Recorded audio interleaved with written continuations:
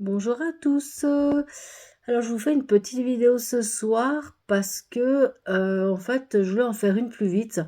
Mais le problème c'est que j'étais malade pendant une semaine. J'avais 39 de fièvre la semaine passée. Après c'est descendu à 38. Après j'ai eu mal à la gorge. Après j'ai eu le rhume là tout. Et là ça fait vraiment depuis je crois hier ou avant-hier que ça commence à aller mieux. Là j'ai plus rien. Je me mouche deux fois par jour maximum. Tandis qu'au début de semaine passée, c'était la catastrophe, hein, j'étais dans tous les états. Je sais pas, j'ai dû choper un virus, je sais pas où. Et c'est pour ça que j'ai pas refait de vidéo plus vite parce que j'étais vraiment pas bien. Et j'avais pas du tout envie de faire de vidéo en n'étant pas bien. Donc du coup, je la fais maintenant vu que je commence un peu à remonter la pente. Donc voilà. Alors aujourd'hui, je voulais faire un sujet qui traite l'éveil du runner et du chaser. Donc l'éveil, c'est l'éveil spirituel, c'est pas le réveil définitif. L'éveil, en fait, c'est quand le chaser et le runner prennent conscience du lien et qui sortent du déni définitivement. Parce qu'en fait, il peut y avoir plusieurs sortes de déni. Donc il y a des mini dénis, comme on peut sortir ça, des mini éveils aussi. Donc les mini éveils, c'est que par exemple, le chaser commence toujours par s'éveiller en premier par rapport au lien. C'est lui qui sort du déni en premier, qui prend d'abord qui prend conscience du lien en premier. Donc le chaser, il s'éveille au lien. Et ensuite, une fois que le chaser s'est éveillé au lien, il peut plus revenir en arrière. Donc ça, c'est vraiment d'abord le chaser et après le runner. Le runner, quand il s'éveille au lien, c'est en général quand il a bien guéri ses blessures, en fait. Donc c'est souvent à la fin du parcours, soit quelques mois avant la fin du parcours, c'est-à-dire avant le réveil. Le réveil, ben voilà, c'est quand ben, voilà, il y a plus de fuite, il est prêt à cheminer avec son chaser. Mais l'éveil, c'est pas la même chose que le réveil. L'éveil, c'est vraiment la prise de conscience du, du, du lien par rapport à l'autre, en fait. Parce que si vous pouvez, vous pouvez remarquer, je prends par exemple un exemple avec le runner, il peut tout d'un coup s'éveiller par rapport au lien. Vous pensez que maintenant il a pris conscience, qu'il sait que vous êtes sa flamme jumelle, que vous êtes l'homme ou la femme de sa vie et tout. Et puis il peut être sorti du déni, puis vous pensez que c'est la fin de l'éveil, mais en fait c'est des mini-éveils. Après il peut repartir dans le déni. Des fois ça peut être des dénis légers, des dénis moyens, des dénis, des dénis plus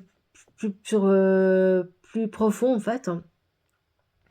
Et les mini-dénis justement ça arrive assez fréquemment. C'est souvent par exemple des runners qui s'éveillent, qui repartent dans le déni, qui s'éveillent, qui repartent dans le déni, qui s'éveillent, qui repartent dans le déni. C'est un peu tout le temps comme ça. Les éveils moyens, ça peut durer justement plusieurs semaines, voire mois. D'un coup, il peut se réveiller, puis après, il peut revenir. En fait, l'éveil léger, il a conscience un peu du lien, mais il a tellement peur qu'il se met dans le déni. Le moyen, il a un peu conscience aussi, mais si vous remarquez, le runner, il est plus fermé en fait. Et le déni profond, bah là, il n'y a pas du tout il n'a pas du tout conscience pendant presque tout le parcours, ou en tout cas une bonne partie du parcours.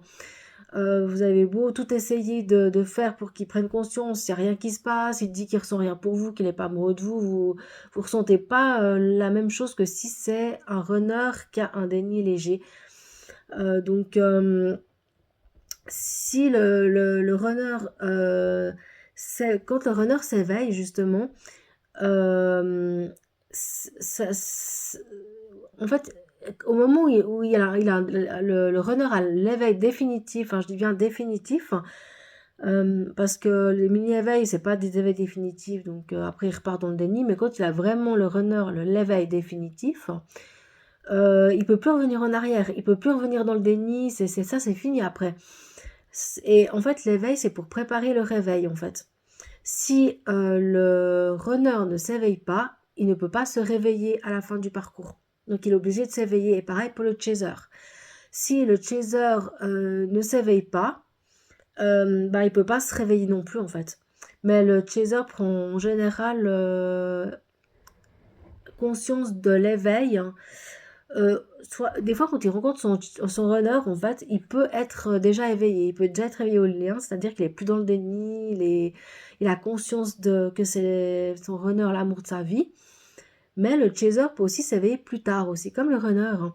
Le chaser peut aussi être dans le déni au début du lien, parce qu'il a des peurs, parce que, ben voilà, il sait pas que c'est sa flamme jumelle, des fois tout de suite. Des fois, les chasers, pour savoir que c'est leur flamme jumelle, ils mettent des fois plusieurs mois avant de comprendre que c'est un lien de flamme jumelle. Et tant que le chaser n'a pas pris conscience de ça, c'est qu'il est toujours dans le déni. C'est qu'il est dans le déni, il n'est pas éveillé encore au lien. Donc voilà, du coup, c'est comme ça qu'on reconnaît un lien, un chaser et un runner éveillé. Si justement vous voyez que votre runner ne s'éveille pas au lien après 10 ans, 20 ans, 30 ans, je ne sais pas, pendant très longtemps, que le parcours n'avance pas, c'est plutôt une relation de flammes jumelles passives. Donc c'est des âmes jumelles, hein, les flammes jumelles passives. Je répète à chaque fois parce que en fait, pourquoi j'appelle ça des flammes jumelles passives? Je vais vous dire pourquoi. Parce que c'est vrai, je parle beaucoup de flammes jumelles passives, mais c'est que j'ai beaucoup de clientes qui me consultent, qui me parlent, qui ont justement des flammes jumelles, et la plupart c'est des flammes jumelles passives. Donc c'est des âmes jumelles, hein, parce que en fait c'est des flammes jumelles que vous êtes censé de vous retrouver sur Terre, mais qui s'éveillent pas, qui se réveillent pas. Enfin, elle peut un peu s'éveiller, mais elle repart souvent dans le déni après, ou elle se réveille pas. Et justement, ben, j'ai pu remarquer ça par rapport à plusieurs de mes clientes qui me consultent. Et du coup, je parle beaucoup de flammes jumelles passives parce que, en fait, je vais vous dire la différence, c'est que la flamme jumelle active, c'est la flamme jumelle avec qui vous êtes censé être avec, finir votre vie avec, jusqu'à la fin de votre vie. Et les flammes jumelles passives, qu'on dit aussi âme jumelle, hein, on entend souvent âme jumelle, mais moi j'appelle passive, voilà, je vais vous dire pourquoi. J'appelle flamme jumelle passive parce qu'en fait, pour moi, c'est les flammes jumelles passives, ce sont des flammes jumelles aussi, en fait. C'est vrai qu'on appelle âme jumelle, mais pour moi, les flammes jumelles actives et passives sont exactement la même chose. Le parcours est le même, l'intensité peut être la même chose, tout peut être la même chose, simplement que les flammes jumelles passives sont pas censées être avec vous. C'est pour ça que j'appelle les flammes jumelles actives et passives, parce que en fait, pour moi, les deux sont des flammes jumelles en fait.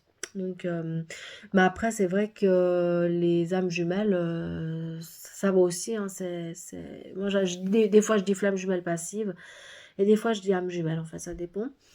Donc, c'est pour ça que je voulais parler des flammes jumelles passives aussi. Ces flammes jumelles ne s'éveillent pas au lien, et elles peuvent prendre conscience, mais elles retourneront dans le déni à un moment donné ou un autre, hein, parce qu'elles veulent pas, parce qu'en fait, elles sont pas censées se réveiller, ces flammes jumelles passives. Donc, du coup, le réveil ne se fera pas non plus. Donc, si vous voyez que ça passe 15 ans, 20 ans, et puis que le parcours n'avance pas, qu'il ne s'éveille pas, qu'il ne se réveille pas non plus, et puis qu'il n'y a rien qui... Ouais, puis que vous sentez que, d'un sens que ça bloque toujours, vous pouvez vous dire que c'est très probable, je dis bien probable, que ça soit une flamme jumelle passive. Donc voilà, je voulais juste te faire dire un peu, donner ce détail. J'en avais un peu parlé dans une ou deux autres de mes vidéos, mais c'est vrai que je me répète un peu parce que c'est vrai que les, pas mal de personnes ne savent pas ce que c'est des flammes jumelles passives. Mais maintenant, vous pouvez mettre voilà, le lien entre flammes jumelles passives et âmes jumelles, que c'est la même chose en fait. C'est vrai qu'il y a une ou deux fois où j'ai pas dit que c'était des âmes jumelles parce que j'ai pas pensé à le dire dans mes vidéos, mais j'essaie de le répéter. Comme ça, ben voilà, vous pouvez justement avoir ces détails-là. Donc voilà. Donc, je voulais aussi vous informer par rapport au réveil du chaser et du runner. La différence, c'est que voilà, le réveil, c'est quand, par exemple, je donne un exemple avec le runner. Quand le runner se réveille, c'est à la fin du lien. Et la différence avec l'éveil, c'est en fait que le réveil, quand le runner arrive à la fin du parcours, c'est quand justement il est prêt à aller en réunion avec son chaser. Quand il est prêt à aller en réunion, il se réveille, tandis que l'éveil n'est pas fait pour... c'est pas, si vous voulez, c'est pas pour... parce qu'il s'éveille qu'il veut être en réunion.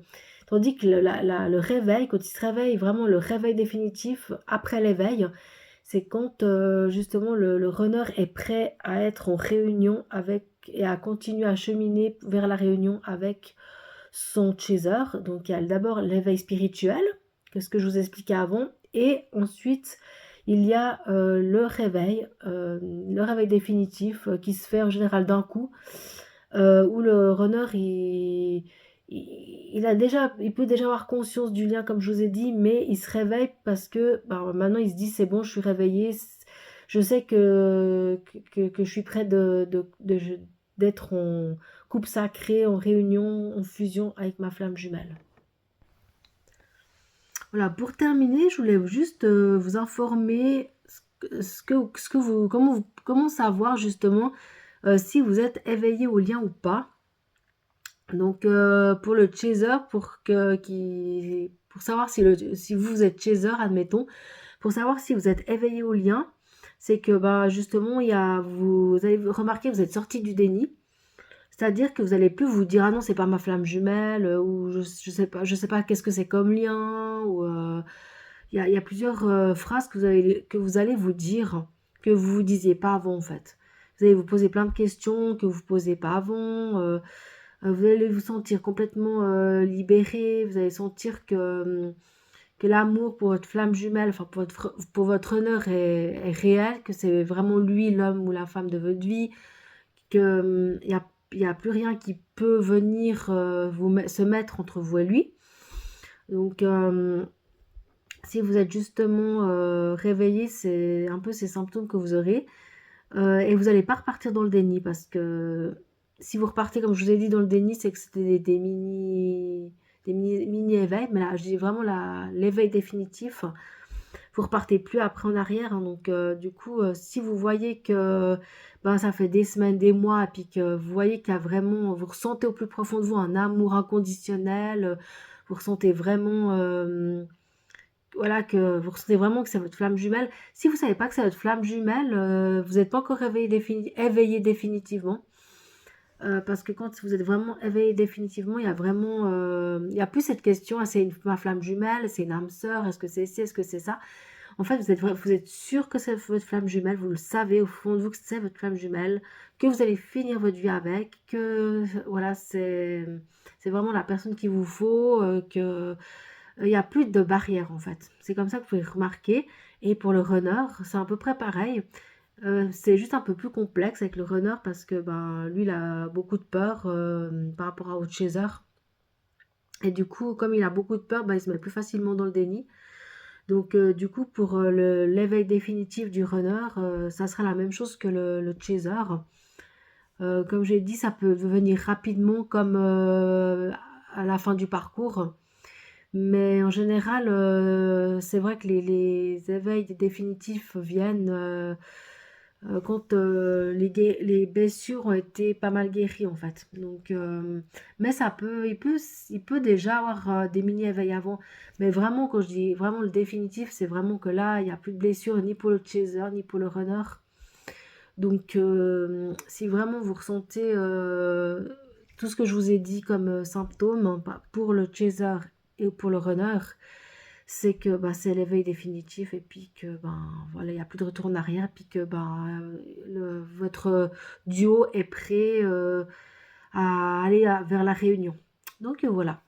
Donc je voulais vous faire cette vidéo. J'espère que vous avez bien pu comprendre la différence et je vous dis à bientôt pour une prochaine vidéo.